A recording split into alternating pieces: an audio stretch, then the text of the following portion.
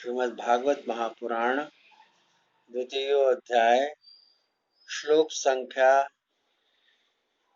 महात्म द्वितीय अध्याय श्लोक संख्या 60 से लेकर श्लोक संख्या 70 तक।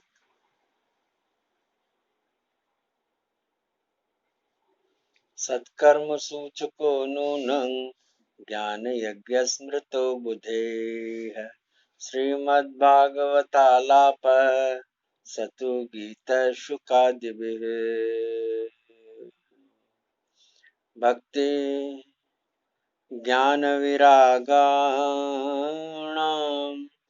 दद्घोषेण बलं महत् व्रजिष्यति द्वयोः कष्टं सुखं भक्तेर्भविष्यति। प्रलयं हि गमिष्यन्ति श्रीमद्भागवतध्वने कलैर्दोषा इमे सर्वे सिंहशब्दात् वृका इव। ज्ञान वैराग्य संयुक्ता भक्ति प्रेम रसावहा प्रतिगेहं प्रतिजनं ततः क्रीडां करिष्यति।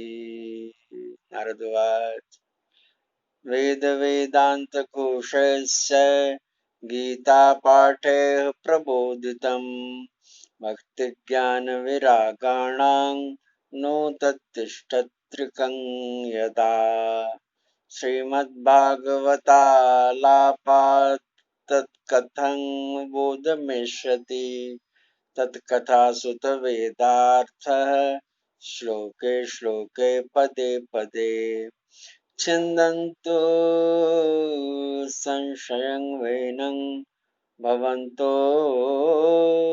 मोघदर्शना विलम्बो नात्र कर्तव्यः शरणागत वत्सला। कुमारौचु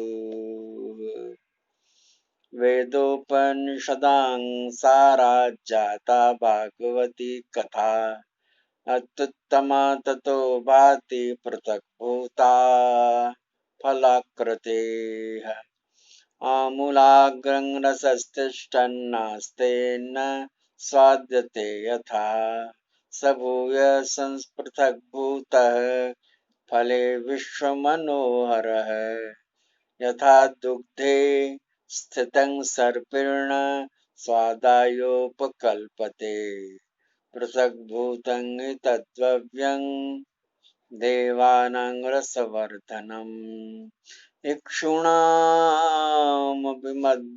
मध्यान्तं शर्करा व्याप्य तिष्ठति पृथग्भूता स चामिष्टा तथा भागवती कथा। श्लोक संख्या 60 से लेकर श्लोक संख्या 70 तक जो भावार्थ है द्वितीय अध्याय महात्म का वो इस प्रकार से है, उसे ध्यान से सुनेंगे। पंडितों ने ज्ञान कर्म को ही सनकादिक ऋषियों ने कहा कि पंडितों ने ज्ञान कर्म को ही सत्कर्म मुक्तिदायक कर्म का सूचक माना है। वह श्रीमद् भागवत का पारायण है जिसका ज्ञान सुकादि महानुभावों ने किया है। उसके शब्द सुनने से ही भक्ति ज्ञान और वैराग्य को बड़ा बल मिलेगा। इससे ज्ञान वैराग्य का कष्ट मिट जाएगा और भक्ति को आनंद भी मिलेगा।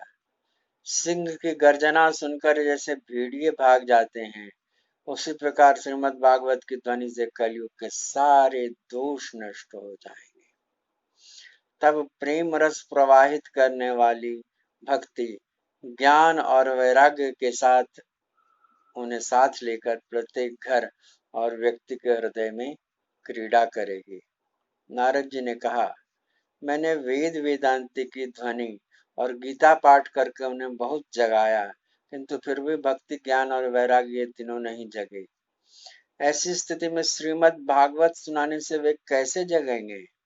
क्योंकि उस कथा के प्रत्येक श्लोक और प्रत्येक पद में भी वेदों का ही तो सारांश है।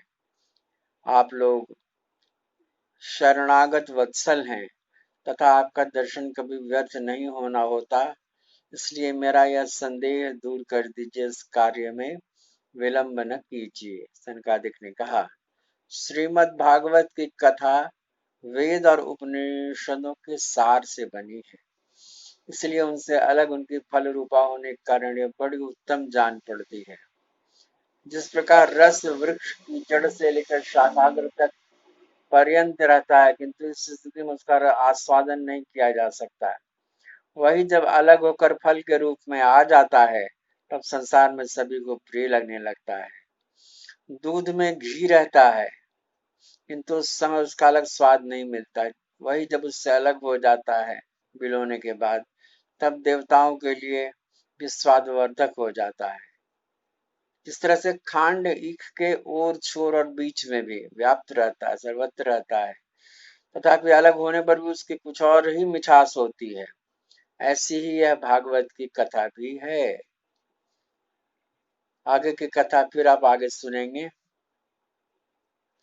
अगर आपने इसे सब्सक्राइब नहीं किया है तो कृपया करके सब्सक्राइब कर देंगे और इसे शेयर भी करेंगे, जिससे यह संक्षिप्त कथा ज़्यादा से ज़्यादा लोगों तक पहुंच सके, और बेल आइकन जरूर दबा देंगे।